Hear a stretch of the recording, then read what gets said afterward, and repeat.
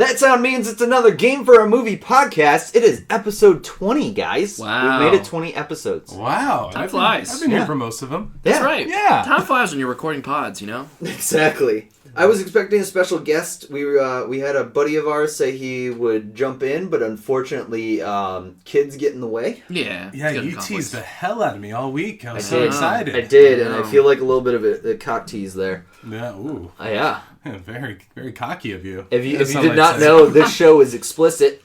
I guess so, yeah. Yeah, if you follow our Instagram page, for one, I apologize for my language. But also, I apologize to absolutely no one. What a great promo me and Andre just did. Yeah, right? Yeah. There we go. You can watch it later on our Instagram story because I know you're going to regret it. Woo! But guys, we have a spoiler warning ahead. Okay. Because you are going to jump into some things. Yeah. For Detective Pikachu. Yes. For Sonic the Hedgehog. Yes. For Don't Fuck with Cats.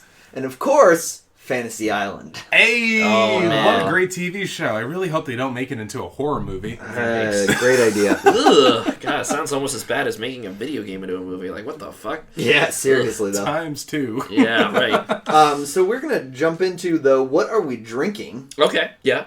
I will start. I am drinking a Struts beer called Kolsch This. If you know anything about my love for the Struts and their song Kiss This. Oh, gotcha. And it's made by Southern Grist in Nashville. Big shout out to Ben and Alicia who live in Nashville who gave me the beer, as well as we are thinking about them and everybody in Nashville. Yeah. So thank you guys very much for the beer. Hope you guys are all right. Everything like that. Cool. Andre, what are you drinking? I am drinking Loverboy cider from Shaxbury. I like this beer, or cider. Rather, because it has the word "boy" 3 times on the It does. On the Is cover. this your type of beer? It's just Or my cider. cider. My type of cider. You know, sometimes you're in a boy cider mood. You know, this one's for the boys. Sure, that's what it means. I love it. Yeah, That's cute. Mitchell. I got Connecticut tap water. Nice. Oh, nice. Yeah, so shouts to Lent. I'm not religious at all, but this is something I grew up with and I still do it to this day. So of the past couple years, I've been doing beer as something I give up. So yeah, I'm continuing with that tradition this time around. So There you go. Little tap water for you. Big shout out to tap water from Connecticut. Yeah, it tastes pretty good. I don't feel sick. It looks like you're almost out. Do you need some more here? No, I'm good. Okay. I'm all right. right. But thank you. But yes, you got it. Okay. I will start with the good movie because then we'll come back around because I also saw the bad movie. Right. So Okay. we'll go all That the way makes sense. around I like this that. way. Okay. I'm talking about a movie that Mitchell has told me he really wants to hear about. Yes. It's technically a mini-series, but it's 3 hours, 3 episodes. So it's called Don't Fuck with Cats. Yeah. I have been on a train of batshit crazy documentaries. Love Shout it. outs to Tickled. Yeah. Huge shout out to Tickled. Tickled's great, man. It's fucked up beyond belief, but it's great. Tell me about this one. But we will talk about Don't Fuck with Cats. Yeah. So the whole premise of this movie is this video shows up on the internet of this guy killing cats. And they don't show the actual act, but they show as close as they get to it without showing the act. So, for example, the first one, he sticks them in a vacuum-sealed bag and then sucks the air out. It's very gruesome, and so it's very tough watch. So please, I'm giving you a heads up now. Trigger if you warning. do not want to see cute little kittens get murdered, do not watch this movie / TV show, I guess. It shows you him putting them in the bag. You hear the vacuum, but you don't see it, and then it shows the aftermath. Where do you post this awful content? YouTube. What? Jesus Christ! So like they didn't take that shit down? Like it was just up? Well, maybe it got put somewhere else. Sure, I don't remember, but it started pretty much like on YouTube. And wow. This guy has his channel. His name is Luca Magnotta. Did remember it. Nice. Well done. Which is his model name. And basically the idea is this video pops up. These people start a Facebook group like, we're going to find this fucker.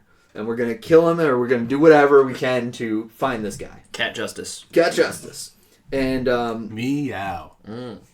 As it goes on, there's more animals that get killed. There's a human that gets killed. This guy is progressing.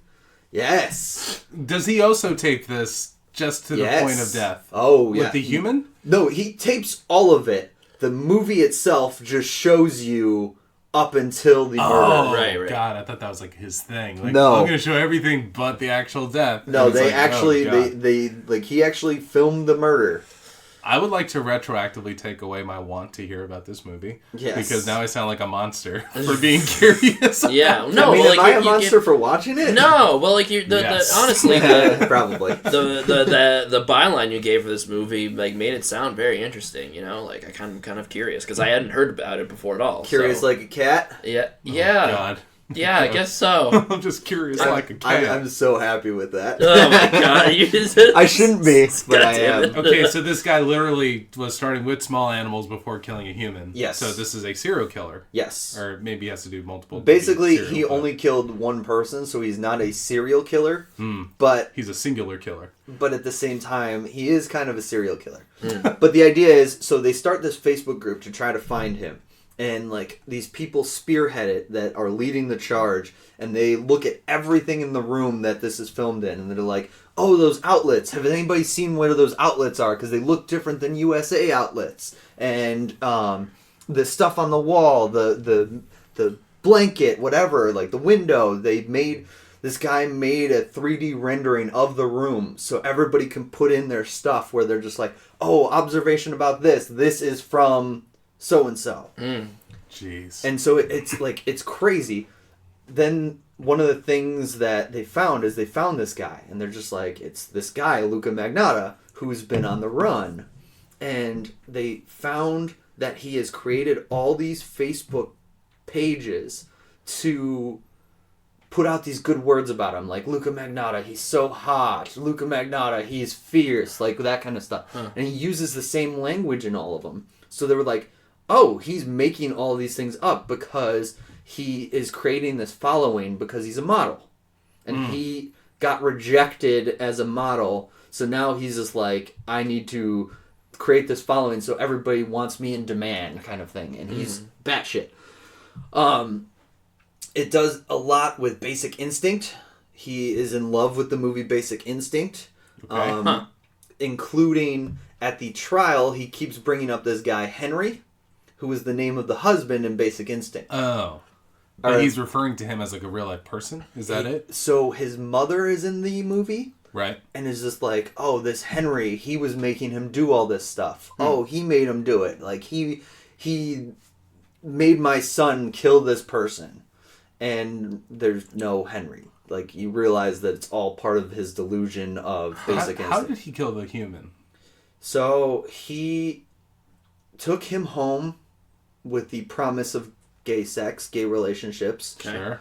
And tied him down and stabbed him repeatedly. Oh, Jesus. And Okay. This is like American Psycho stuff. But Yeah. above so this is all thought out again, remember. So this video camera is watching it, and above him is a poster for Basic Instinct. Oh, What gotcha. the hell? And Okay. he killed him by stabbing him with an ice pick, which is the same way that the main girl in Basic Instinct killed the husband with an ice pick. Wow.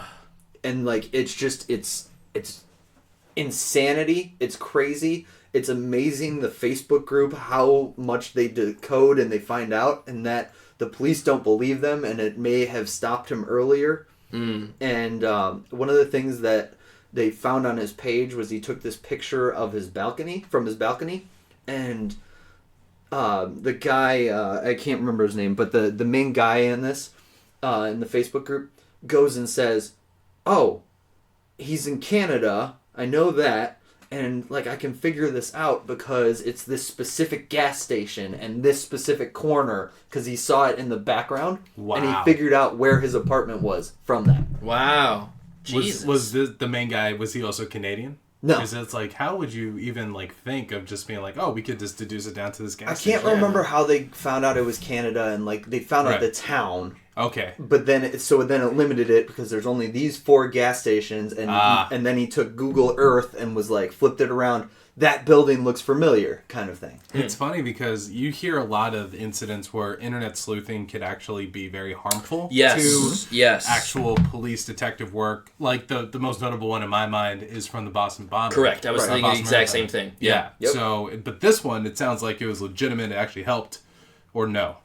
It didn't, though, because they never really got their information across until it was too late. Gotcha. And so, like, it's one of those things where it's a double-edged sword, because you watch this now and you're just like, oh, I'm going to be the vigilante, I'm going to do good. Yeah. And the police is just like, stay out of it. You know, like, stay out of it, because your information could lead the wrong way, and then this guy goes and kills another person. Right. Wow. And they found him in Berlin, I think, or like somewhere in Germany. I can't remember exactly where. Yeah. And it was just one of those things where the main girl got like messaged, and just like the video of it, it somehow made it on the internet, and was just like, "Holy fuck, we need to do whatever." Yeah. And she swears like nobody's business. So I actually really liked her. I thought she was funny. Sure. But yeah, so it's she also is like, she works security for casinos. Okay, so she's used to going over surveillance footage or something Exactly. like that? Okay, got it. So it's not like it's just you or me grabbing a computer and going boom, boom, boom. It's somebody that works in this way. But at the same time, Luca was sending her messages like, oh, I wonder what your bosses at this casino think of you doing this in your spare time. I wonder how that 20-minute ride home is going to be. And like just threatening her the whole time too. So it's kind of it's a creepy movie, but it's very good. It's batshit, like I said. 3.5. Trying to think of something positive. Cat lives? Because then you have a lot left over. Yeah, maybe. 3.5 cat lives out of 5. Sure. But Yay. it was... Yeah, yay! Yay! It's a quick watch. You watch the first hour and you get hooked, and then like it's just the next 2 hours are butter. It feels like one of those Netflix series that actually has an ending, because a lot of these true crime ones are so open-ended. It's just like, we got this far, but there's still, like, courts are still happening, or trials are still happening. Right. You never get that satisfying ending. It sounds like this actually has... And it's because the court case, this happened in, like, 2017, 2018. Okay. And so, like, it was end of 2019 that they were going back and looking at it, and, like, realizing all the stuff they had done. Gotcha. So... I'm going to stop talking about it because I still have a bad movie to go through, and you're going to get sick of my voice. Hey! So we go to Andre. I'm already sick of it. So what? What? What? Oh, sorry. Oh. It's not the same effect when I do the Oz myself. So yeah, I went to go see that their Sonic the Hedgehog movie. That done there, the speed germs. I watched a rodent proceed swiftly across the silver screen, and it was, it was rodent. It's a hedgehog, right? All right. And it was fun. I had a fun time. This is definitely a kids movie first and foremost. And if I didn't have the attachment to the IP growing up, I definitely wouldn't have enjoyed it nearly as much as I did, but god damn it, I still had fun. This movie is, like, very predictable, like, plot, like, narrative-wise, like, you guys can guess exactly what happens throughout the entire trailer. They win. Yes. Okay. Good. Yeah. Yeah. Spoilers. Yeah. Jim Carrey gets to be funny? He does! Hey! Yes! Yeah. Jim Carrey is... That doesn't happen always. I know! Yeah, he chooses really weird parts. He does. And I'm really happy that they kind of just let him do his thing. You know what I mean? Like, they didn't tell him, like, I was kind of worried that they would be like, okay, here is the Dr. Robotnik character from the video games. He has to say this catchphrase or whatever. And it's like, because honestly, the character's not super compelling, in my opinion. Sorry if you have any big Sonic fans out there. He's not a great video game villain, just in general. There are some hardcore Sonic fans that are going to come out for blood. That's fine. They can come after me. So yeah, it literally is just Jim Carrey channeling his, like, 90s roles again. You know, like, it's if basically his Dr. Robotnik is if Ace Ventura was an absolute fucking sociopathic dick who was good with making drones. And, he kind of steals the scenery a little bit, and he does well emoting against, as Mitchell Sullivan put it before the podcast, against the tennis ball of a, CGI hedgehog. Tennis ball. Yeah. Let's see. Some of the jokes were like, I mean, whatever. Some of the jokes were hit and miss. I was like, kind of grinning at stuff. This the movie does do really well with like all like the kind of little subtle nods. They kind of sneak in. They do a good job of sneaking in references without it being like point at the camera like, remember that from the games? Haha. So like woodland critters and rings, like. So there are no woodland critters, which I was kind of bummed out by, but there are rings. The way that they handle the rings are the MacGuffin in that in this movie, Sonic is from another world and he can use and they rings. work like Doctor Strange, like sling rings. They right? do, yeah. So he throws out rings and becomes a portal to another world, which like okay, cool. That's how they interpreted like you go through a giant ring and you go to the next level or something like that. Okay, sure, yeah, yeah. I dig it. Yes, again, narratively, that's the weakest part. Like just the whole setup with Sonic, like he's in Mobius, I think is what it's called. And there's this character who is like it's a talking owl named Longclaw who looks really bizarre. Like she looks too like she's supposed to be like Sonic's mother character or whatever. Like took him in, even though like he has this great power of running fast and all of these great power of running fast. Yeah, no, it's like Sonic, wherever you'll go, the people will always try to hunt you down for your powers. So you have to live by yourself or whatever. And then they get overrun by echidnas like Knuckle, like they look like Knuckle. Yeah. Oh, okay. Yeah, so that was a cool like, oh hey look, like it's the Knuckles, tribe. but not really. Yeah, not Knuckles Do they have himself, the boxing gloves and everything? No, Knuckles is the one with the boxing gloves, but he's from like a specific tribe of echidnas or whatever, and so that was them, I guess. I kind of regret looking up the cast list because I think I spoiled myself on it. Yeah. Okay. Well, I'll tell you what happens at the after credits scene after this. Would you like to see? I'm never gonna watch this movie. Okay. Like in my life. Well, I wasn't gonna say it, but yeah. Oh no way! Yeah. Yeah. Okay, keep going. Whatever. He basically that's the reason for him coming to Earth. He throws his ring and goes to Earth and he hides there in seclusion, in the middle of Green Hills, Montana. Oh, I see. Yeah. Right. It's like Green Hills. Yeah, Green Hill Zone. There, Okay, there it is. They did it. Basically, his whole character arc is that he doesn't have a family, he doesn't have friends, and he wants to have friends. So pretty bog standard. Are you talking about Sonic or James Marsden? Sonic. Well, James Marsden, his whole thing is like, It could have gone either way. Well, that's the thing. He's like, well, I'm just a down to earth like cop, like that works for a small he's town. A fucking cop. Yeah, he's a cop. He's like one of two cops in the small podunk town in Montana, and he wants to go. He's up for promotion to go to San Francisco to be with like the big kid, like the big San Francisco. Cisco? Yeah, okay, Cisco. Gotcha. What? I heard Tisco. I was Tisco? just like, San Francisco, bro. Yeah. I was just like, I thought you were looking for another Sonic pun on there. Yeah, I was just like, yeah, okay, cool. Where's Casino Zone? Casino Zone? You mean Canto Bite? So, yeah, dude, dog, bro. Shut up, nerd. I love the last shut up. And I mean, like, so James Marsden's obviously the human partner character for Sonic. He's the one that Sonic is talking to the most as. You mean the guy that has to do all of the movies with the CGI animals? Yes, exactly. Yeah. So, and he does an admirable job of like making it look like he's actually talking to somebody on the screen. They have some chemistry, I suppose, but I don't know. It was a fun time. It had some good laughs. Jim Carrey was awesome in it, and they did the classic thing where they sequel baited it. Of course.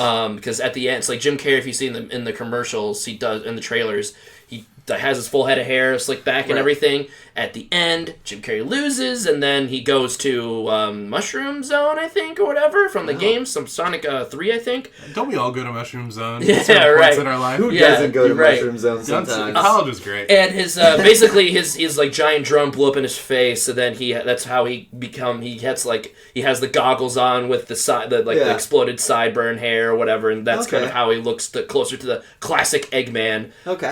And he's just like, they kind of leave the sequel hanging out for him, trying to basically, they're implying that he's going to take over the world as like the Mushroom Zone world or whatever. Yeah, okay.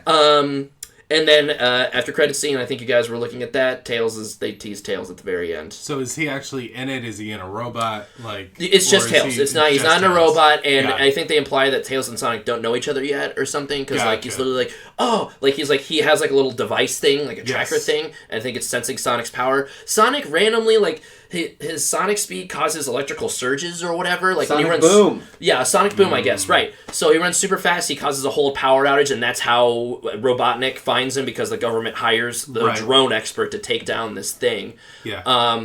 So yeah, that's kind of like they almost did this thing where I thought they were going to do like the supersonic thing, which is literally just Sonic going Super Saiyan. They did not quite do that, but that's because there were no Chaos Emeralds in this movie, and they're saving that for the next one, I suppose. You gotta have Knuckles involved if you're talking Chaos Emeralds. Yeah, that's exactly. Right. Yeah. Right. So yeah, that I remember. Let's see. This movie is lousy with advertisements. I'm sure you guys have heard about it. I heard the product placement is through the roof. It is insane. Okay, dude, give me like the greatest hits. Okay, like, what's the most shameless? So there are two main product placements in here: Zillow, which is the weirdest one, and then two huge Olive Garden ones. You want to go break it down real quick? I have seen Olive Garden. Okay, it's one of them. Yes. Yeah. Keep okay, going. Cool. So in the Zillow one, it's the context. Because kids need to go to Zillow. No, so yeah, like literally, it's like so James Marsden and his wife are like they're talking at their like in their house, like, oh man, like. You know, like, I think I got the job. I think we're going to go to San Francisco. And she's like, oh, great. I'm already looking at apartments on Zillow. And it's yeah. And then, so to write her out of the plot for a little bit, she goes ahead to San Francisco. The whole, like, the thing is that, like, oh, Sonic loses his rings. They get accidentally transported to San Francisco because he throws the ring to, whatever, the bag of rings are in San Francisco.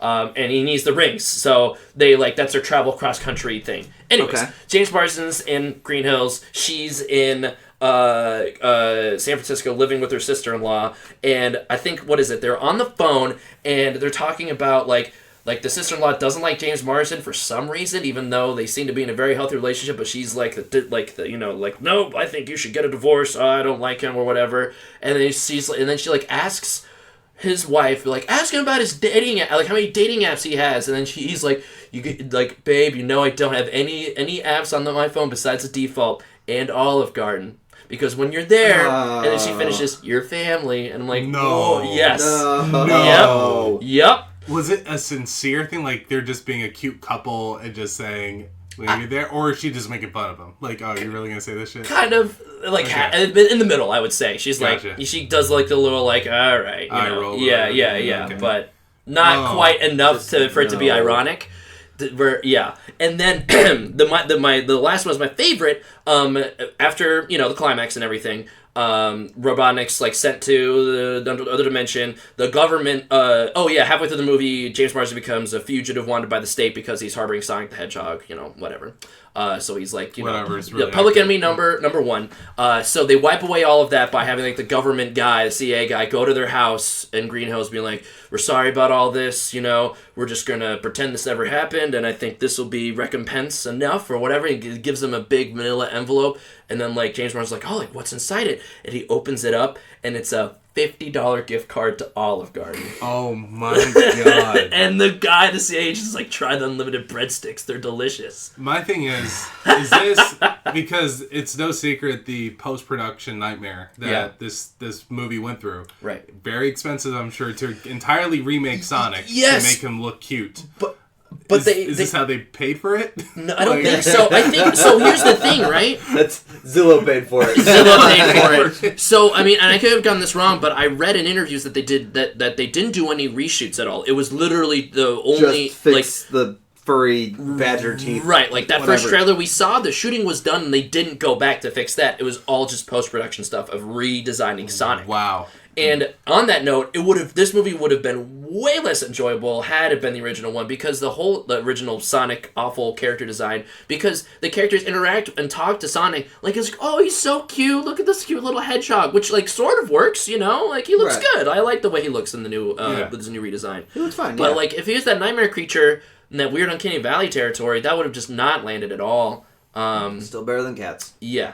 I think that's where we're heading, right? It's just like we have this technology, but not quite enough to make these rendered animals look completely real. The only thing that it worked was Lion King, but people didn't enjoy it because the animals weren't cute anymore. Like Simba wasn't necessarily the cutest thing to look at. It's hard to make those lions... Like, those lions look damn good, but it's hard to make them emote super well. Exactly. I don't know. I feel like... They seem bored. It's just like they look like animals, like living animal lives. Right. Like... Yeah, and so... An animal doesn't smile. Like, an animal doesn't, cry. And, Yeah, and for Pumbaa to be like this awful gray looking color as opposed to like that beautiful red that he was before. Like, I don't know. It's like all these little things that make, I don't know, the connection better. Right.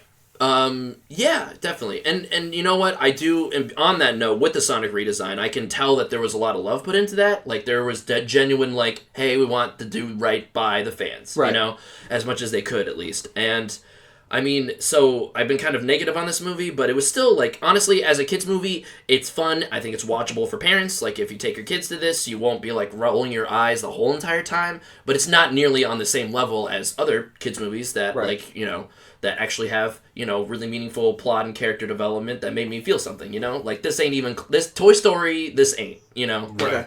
So let's get a rating before we jump to another family-friendly movie that may make somebody feel some way. All right. I will give... On that note, I will give Sonic 3 $50 Olive Garden gift cards out of 5. That's $150. It is. That's a lot of breadsticks. That's a lot of breadsticks. Because at Olive Garden, you're family. Family. I've never been to an Olive Garden. Okay, moving on. Really? Wait, really? Dude, yeah. I can't. If I have, I honestly have not. I don't. Yeah, remember. okay. Yeah, So no, I must have been a kid. he didn't grow up in the Midwest like we did. Like, that was, like, kind of our only option for and Italian. like, it's not anything bad, because, like, you don't need to go to Olive Garden. No, it's not good. It's just surprising. Those type of restaurants I remember going to, Cheesecake Factory. Yeah. I would say Chili's. cheesecake. Chili's. I would say Chili's and Olive Garden are on, like, similar level. Maybe Olive Garden was, like, half a step above that. I don't know. Dude, Chili's is better.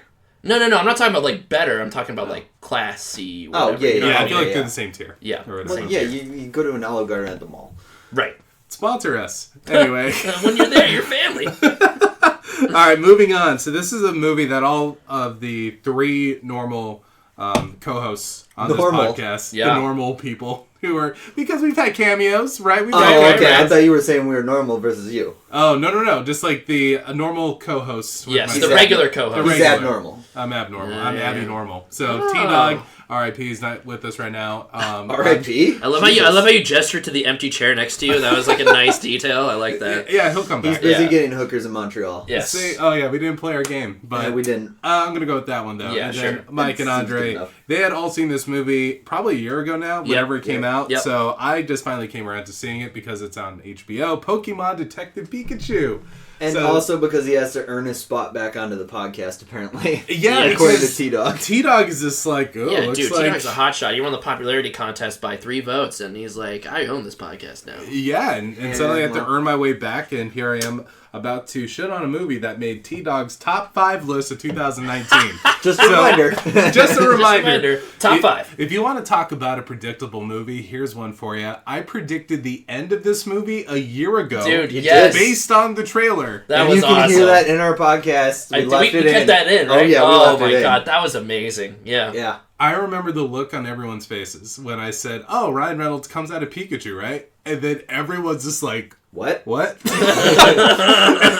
you want to know? Yeah, right. Like, and that's when I realized this movie was not for me. Yeah. So a year later, I realized, hey, it's actually called Pokemon Detective Pikachu. It's based on a video game. And the production company with it, along with Nintendo, obviously, is Toho, who actually makes the Godzilla movies. Okay. That made me very excited. I'm like, cool, okay, Toho. That kind of makes sense. That was that's a big part of my childhood, the Godzilla movies. And another Godzilla tie-in here, the guy who says, let them fight, in the 2014 Godzilla is in this. He's in it. He's like the grizzled detective. He's like, just walk away. It's the police chief. Yeah. And he just chews up like maybe 10 lines of dialogue or whatever he has. Ken Watanabe, I think is his name. Yeah, Ken Watanabe, that's it. And my favorite part of the Gareth Edwards 2014 Godzilla movie is all those slow camera push-ins on his face as he's about to say something epic. And he got to say all the epic lines. He got to say the Godzilla name for the first time. Yes. He's like, it's Godzilla.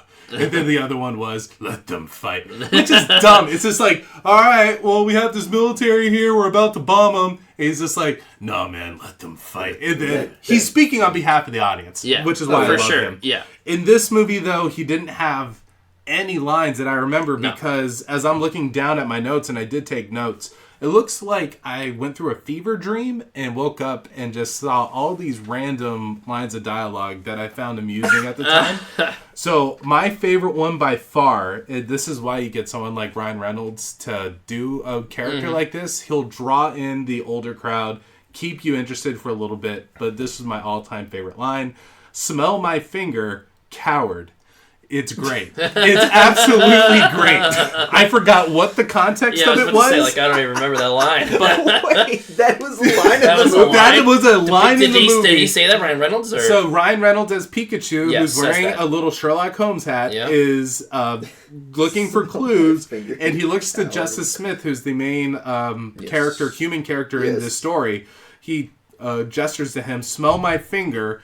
Justice Smith says no, and then Ryan Reynolds, without missing a beat, says coward. Yeah, gotcha. This is what this movie is chock full of. Yep. There's a lot of things that I identified with so early on. There's a Snorlax sitting in the middle of this city where he's blocking all this road traffic, and you got him a champ directing traffic around it. That reminds me of the time you had to get past a Snorlax who was in the way in the video game. Yeah. So it's like all these little references that I remember. I'd only ever played up through Gold and Silver in the Pokemon playing days. Yep. So I missed out on a lot of these new Pokemon.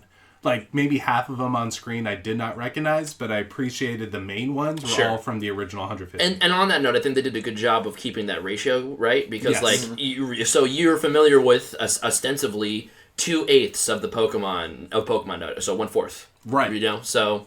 You gotta know Squirtle and Bulbasaur, but you also get Ludicolo!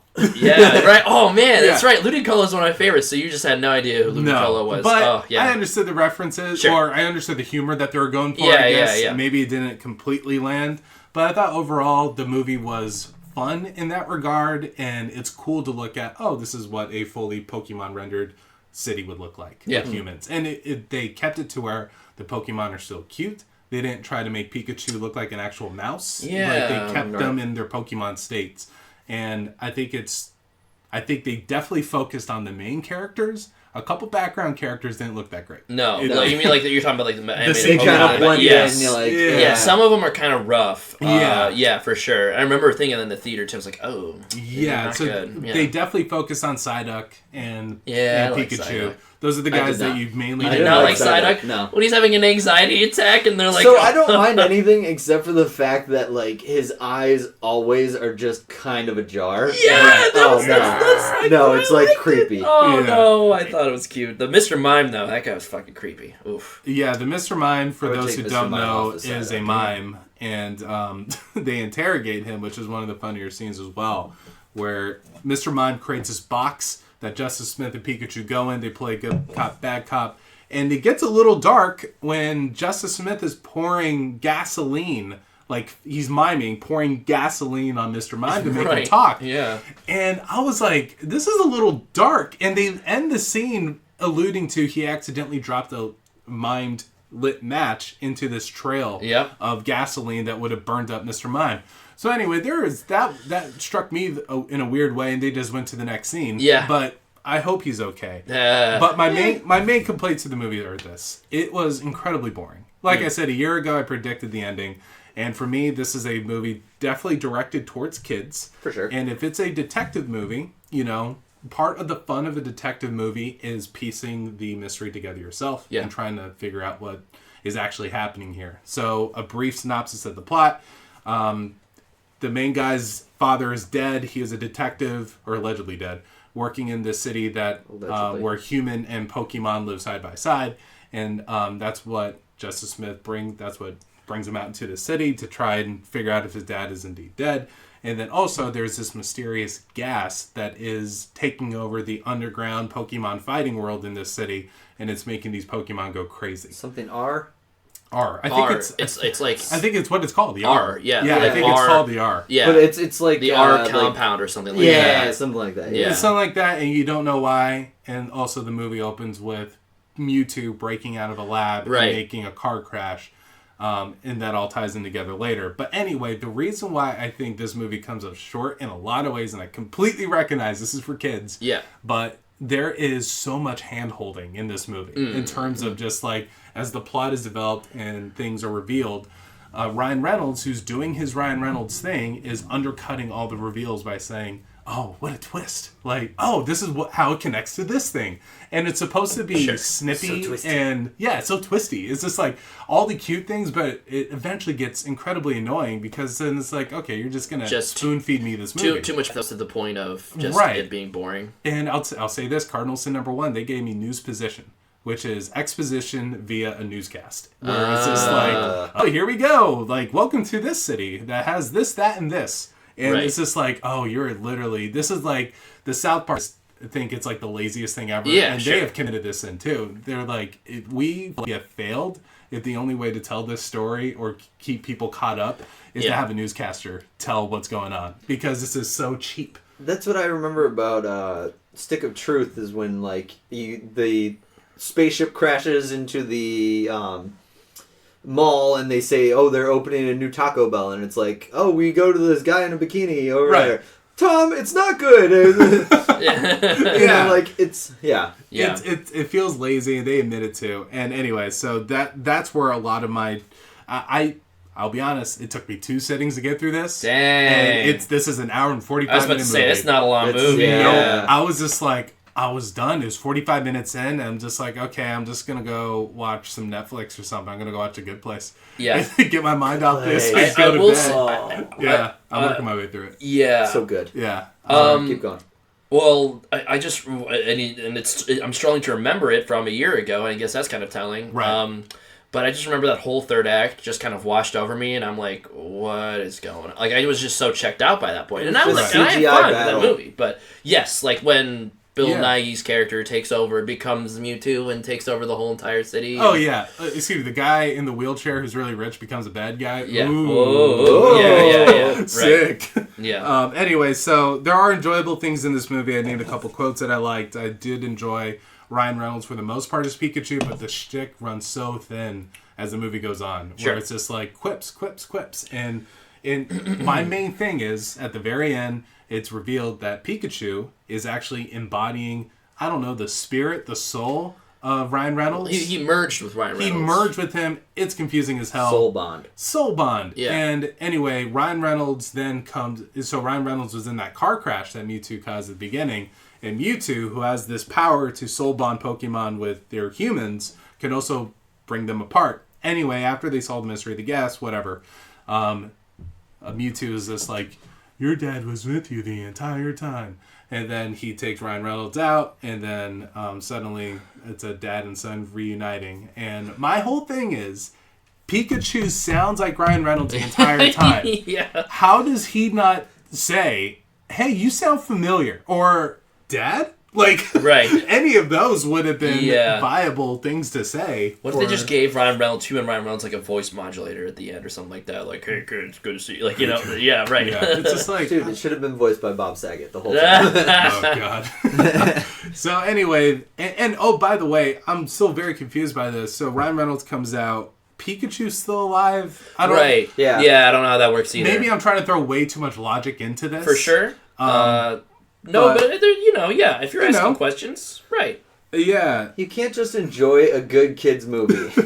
Yeah. But that's the thing, is that there are good kids movies. And, But this was a good one until Mitchell ruined it. No, So here's another good line. Mitchell ruined Christmas. I ruined Christmas. And I think this movie, by the way, being the script doctor is the worst way to be a film critic. I'm going to go for it anyway. By all means. This movie would have been fantastic because it sets itself up to do this, to just poke fun at the detective movie tropes. You know? Oh, yeah, right. Because Ryan Reynolds does that with Deadpool in terms of the superhero genre and what it's become. Yeah.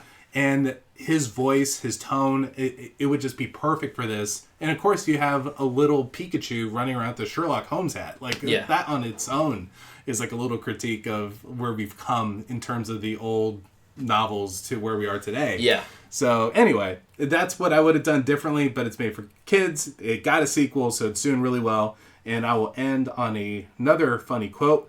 All I hear are consonants and all I see is nipples. So that is that's right.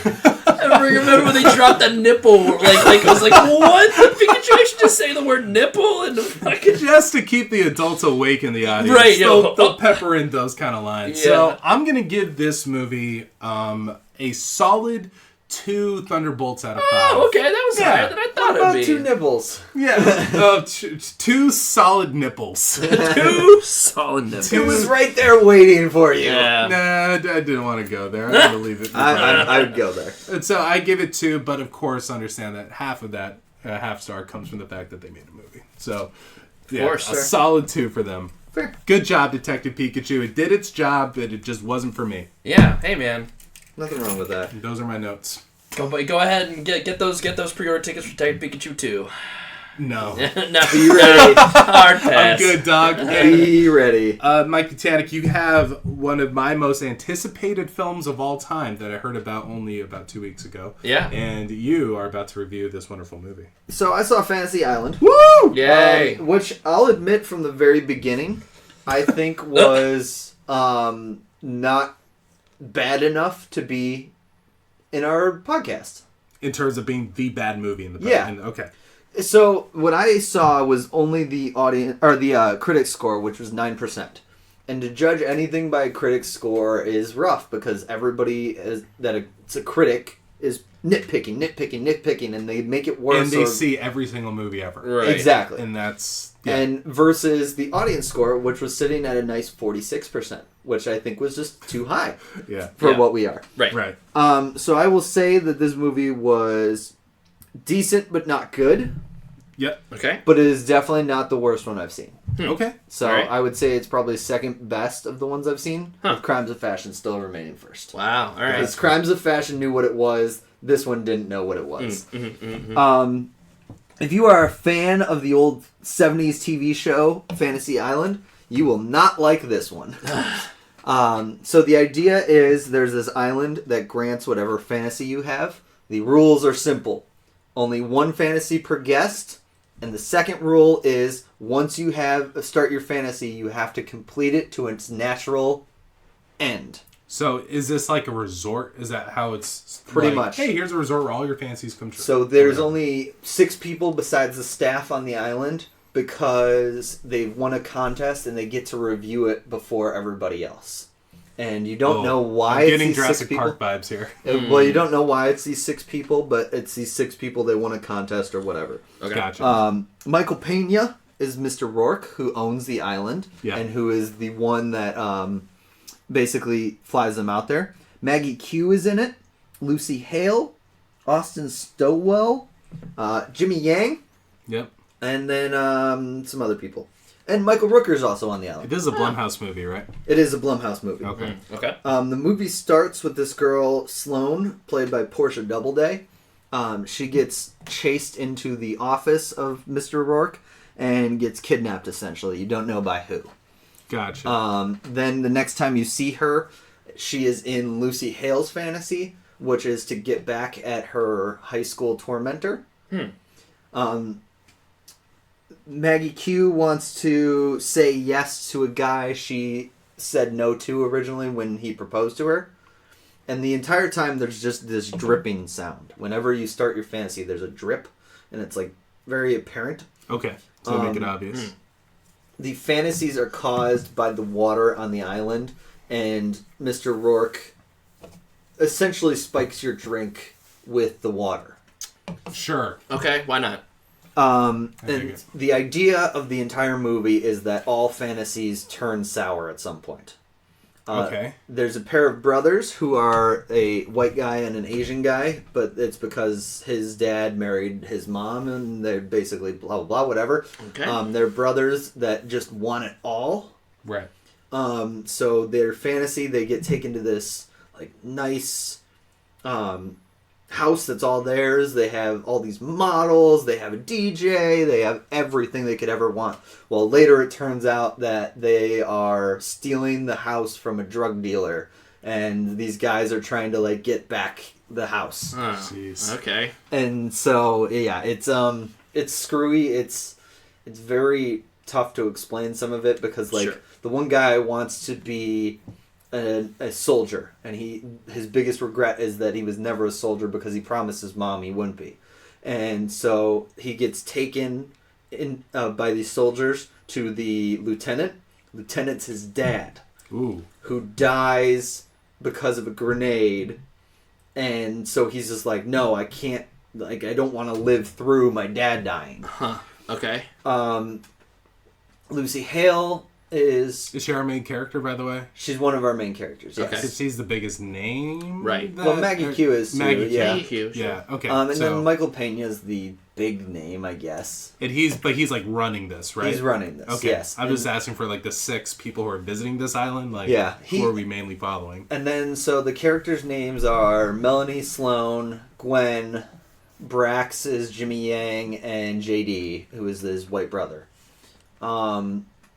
They find out that... Wait. Jimmy Yang's in this? Jimmy Yang's in this, yes. Oh. Yep. Yeah. Like Silicon Valley Jimmy Yang, right? Jimmy Yang. Okay. Yeah. Huh. Yeah. And so he's one of the brothers that wants it all and blah, blah, blah. Yeah. His brother JD gets killed by the gangsters that are trying to take back the house. And everybody becomes zombies when they're killed if they're part of the fantasy. Yeah. Because they're still alive because they need to finish the fantasy. Oh, okay. Lucy Hale is tormented by her high school tormentor. She goes to therapy, and the doctor's miserable, and she calls him Dr. Torture.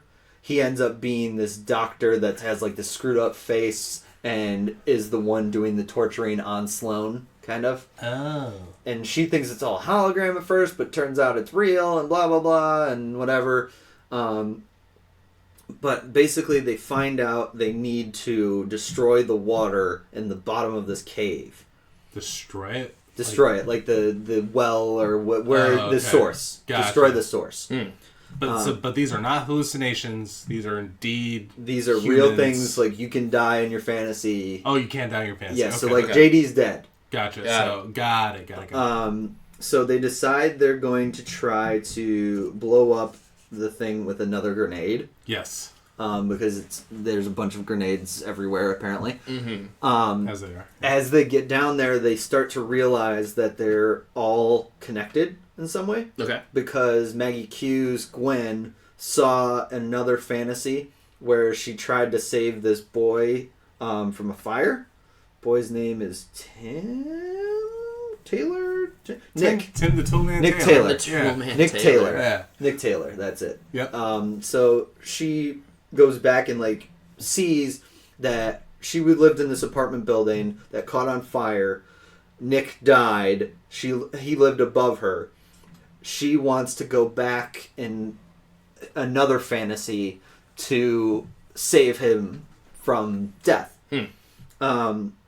When she gets out of her apartment, she runs into Brax and JD, realizing that they're leaving the other way. They're apparently Nick's old roommates. Oh. And then she runs out to a cop who's played by the guy who wanted to be a soldier. He's a cop that didn't go in to save him. Okay. And then you realize that they're all kind of connected somehow. Right. And then there was no Lucy Hale's character, which is named Melanie. She wasn't there, and you learn later it was because she was supposed to have a date with him, but she kind of like called it off last minute, so he was home. He wasn't supposed to be home. Gotcha. But then it tried for the plot twist. Oh, let's hear it. My favorite part. What is it? So I don't feel like this movie earned its plot twist. Few movies do. The plot twist was that they were all part of somebody else's fantasy. Was it Michael Pena? No. Oh. They think it is his wife, Julia, who is being kept alive by this thing. So basically, Michael Pena's wife was dead. He got to Fantasy Island. Fantasy Island said, if you bring other people's fantasies to life, I will bring your wife back. Oh. So they think like, oh, Nick Taylor's mom is obviously Julia, so it's got to be her that's doing it. Okay. Nope. It's Lucy Hale. Whoa! Because she loved him, even though they only went out once. Okay. Including a line from Jimmy Yang that goes, they only went out once? Oh, man. So she has devised this fantasy where basically she gets revenge on all the people who let Nick die. Okay. Okay.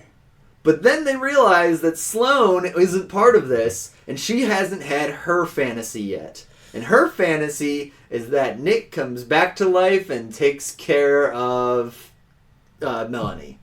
So Melanie? Which one's? Yeah. That's Lucy Hale. Lucy Hale. Okay, great. So Nick's corpse essentially wakes up in the well or the water and grabs Melanie and pulls her into the water, like essentially drowning her. Oh. Okay. And she's able to throw out a grenade. Army Boy jumps on it. He's dead because he saved the other people. You see the Ark. Yeah, there's the Ark. Right. His dad died the same So, way. Did you understand, Andre? Okay. I wasn't... Okay, got it. Wow. Yeah, So, deep shit right here. Maggie Q, Jimmy Yang, and Sloane are left alive. They can fly off the island to their whatever. But Jimmy Yang's just like, no, I want my fantasy of my brother back. And like Michael Pena's like, well, you do realize if your brother is back to life, because his brother was going to admit to this girl that he loved her and blah blah blah, and then get shot. And so he's just like, if you bring your brother back, you have to stay, because otherwise the fantasy ends. And so Jimmy Yang's like, okay. And so like Maggie Q and Sloane are on the plane, and they're just like, wait, we've got one more, because the guy's taking off. And then JD looks back from the cockpit and goes, I don't think he's gonna make it. And then we're gonna talk about the end. We haven't talked about the end? Yeah, right. This is the very, very end. Okay. If you know anything about the 70s show, you know about some of the characters. And so Michael Pena, so Jimmy Yang goes to Michael Pena and is just like, what am I going to do now? Michael Pena goes, you're going to work for me, and it's just going to be, you're going to be part of the staff, because your fantasy is alive out there and doing his own thing. All that. And he goes, but Brax is a little weird for a name tag. Do you have anything else you go by? And he goes, yeah, in college I had this really bad nickname because I had this really bad tattoo.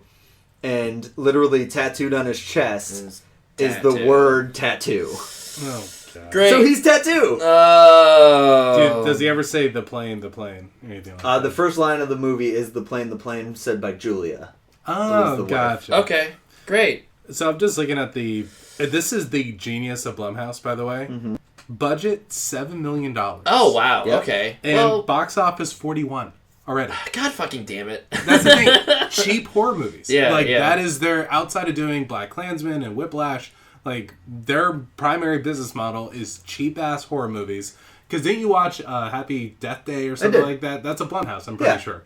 That's what they do. Yeah, like, they have mastered this. This is their MO. Yeah. Oh my God, this bugs the hell out of me now. What? Do you know how bad this movie was? In terms of? Jason Blum wanted Nicolas Cage to play Mr. Rourke, but Cage passed on the role. Wow. When Nicolas... Wow. Ooh, that's a bad look. I feel like Nicolas Cage actually would have made this movie better. Yes, for sure. It would have been... Well, no, because he was so boring. Like, Michael Pena can be crazy and fun. Yeah. It's just such a boring role. Gotcha. But I think Nicolas Cage doesn't care about that. Yeah, right. he would have made it boring. I don't know, dude. I think I've seen Nicolas Cage. The way the dialogue was, I don't know how you could have made it crazy. Dude, just put it in the hands of Nicolas Cage and the way his mind interprets words. Yeah. It's quite fantastic. Yeah. Anyways. So, like I said, it was a decent movie. Not good, but decent.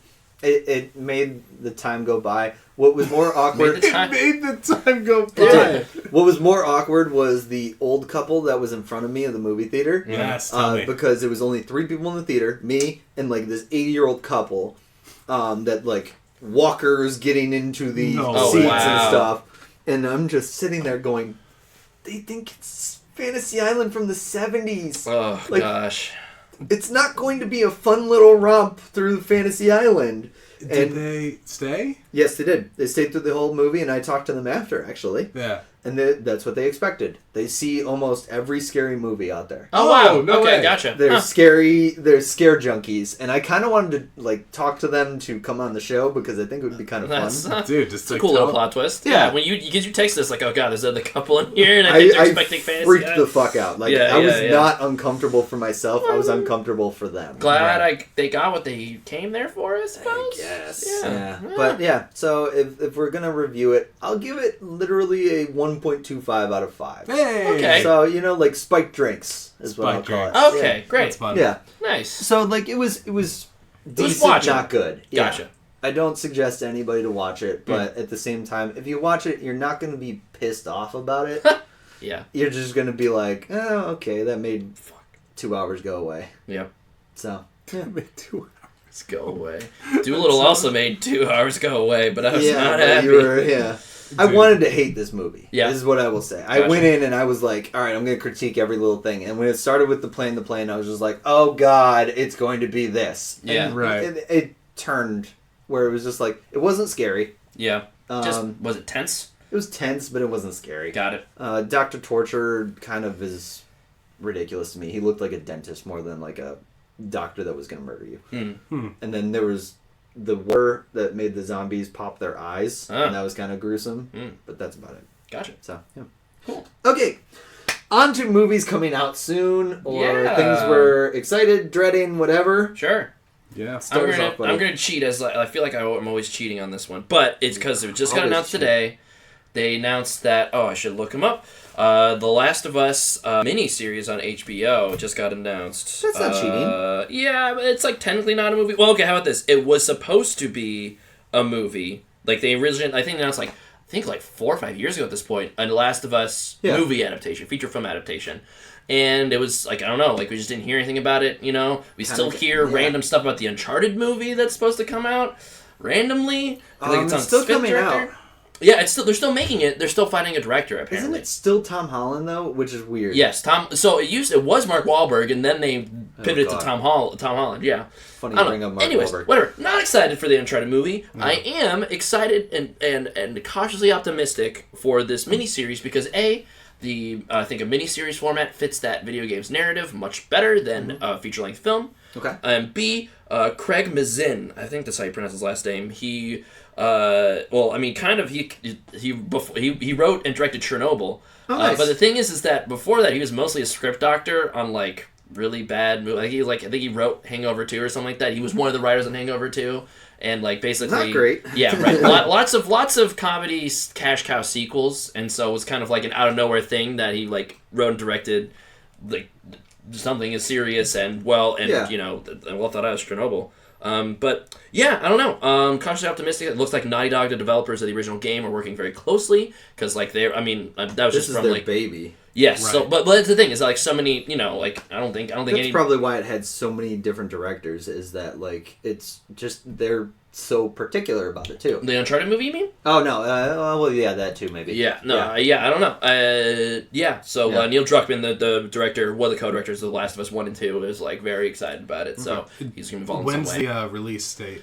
They haven't projected? Said anything about it just yet. Because I'm curious if they're going to make this push for this to be an exclusive HBO Max thing, or is this going to be HBO linear, then you could also watch it on Max, but I'm very, like, as soon as I'm hearing content being announced by companies like HBO and Disney and whatever, there's always an angle now that streaming has become king shit, and what's the gameplay here? Right. So anyway, pardon the pun there, but The Last of I'm not a big video game at all, but I remember this was 2014, 13? 2013 was yeah. So my roommate at the time was playing it, and I just enjoyed watching. Right. You know, I watched the entire thing. Come home from work or from school, and then I'm watching this guy play this beautifully detailed game with an awesome story.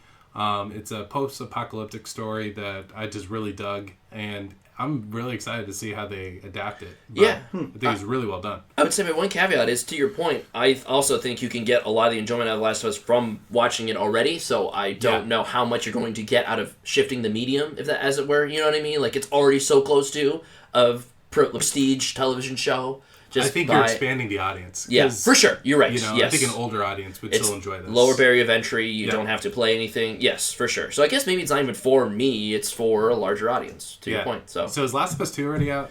No, and that's the thing. It's like I think that's why they're announcing this now. Last of Us 2 was supposed to be out by now. They delayed it. I think it's coming out in May this year, something like that. It's close. Right. It's very close. It's definitely summer release, like May or June, maybe. Yeah. So I'm curious if they're going to incorporate parts of 2 into it. They made it. They made it sound, and Neil Druckmann, the director, made it sound like it was going to be mostly the first one because there's a very large time skip between 1 and 2.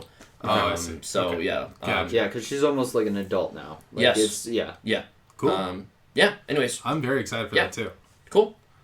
So I got a movie that's going to be coming out, I believe, in May. So it premiered at the Toronto Film Festival back in September, and it is a psychological horror flick. Ooh. So you know that A24 scooped that thing up as the distributor, and it is called Saint Maud. Yeah. Saint Maud. I lately... Maud. M-A-U-D. Right? No, it's Maud. Like is it? A-U-D-E. It's missing the E. Like, I saw the trailer for it before Fantasy That's what I'm saying, right? Maud? Yeah? I guess, yeah. All right. It sounded weird. Fine.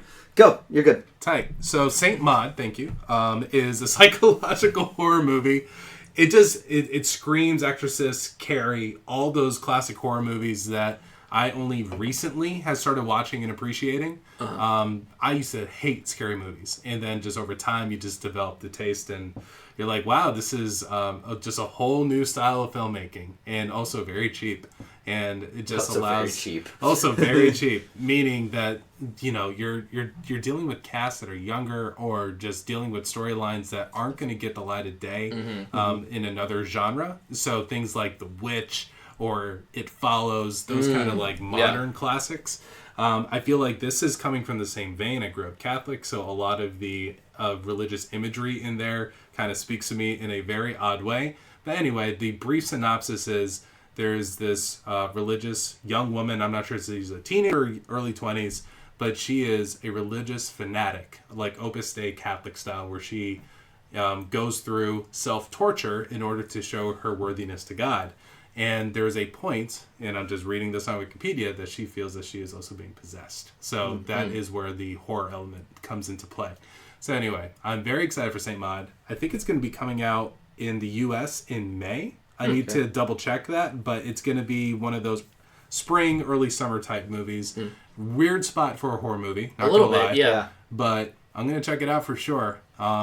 So anyway, and you guys are more than welcome to come and join me. Totally right. Only tangent. Didn't Us kind of come out around that same time, though? Us was February? Yeah, it was February. Oh, was it February? Yeah. Oh, you're right. It was earlier. Never mind then. Cool. Yeah, Us was February, and then Get Out, I think, was March or April. So maybe, who knows? Maybe that's like a new wheelhouse area for horror movies to come out. Sure. And granted, that's Jordan Peele. It's a totally different ballgame. Yes, for sure. Right. Like, he could sell those movies. movies. Antebellum is coming out in the summer, I think. That looks really good, too. Yeah, and he's producing. Yes, yep. I know that, but he's producing at least. But. And I love Janelle Monáe, and it's really cool to see her in a leading role. It's a cool-looking movie. Oh, for sure. Yeah. Yeah, so that one I'm also excited for. Yeah. But anyway, hopefully a good year for horror. Yeah. So we'll see. Anyway. I can tell you Fantasy Island, no. Maybe not a good start, but it was profitable. Not a good start. Right. Good for Blumhouse. Good for the money.